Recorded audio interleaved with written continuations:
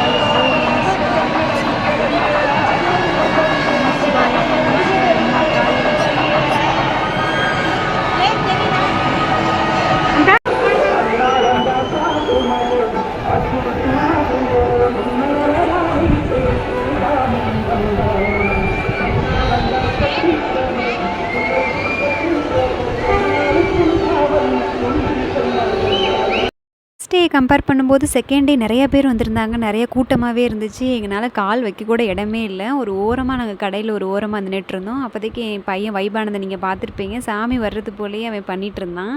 அந்த பாட்டுக்கு அவன் வைபானது என்னால் கரெக்டாக ஷூட் பண்ண முடியல. கொஞ்சம் தான் ஷூட் பண்ணியது. நீங்கள் தேர் திருவிழா அவங்களுக்கு பிடிச்சிருக்குன்னு நான் நினைக்கிறேன். இன்னொரு இன்ட்ரெஸ்டிங்கான வீடியோவோட நான் உங்களை சந்திக்கிறேன். தேங்க்ஸ் ஃபார் வாட்சிங்.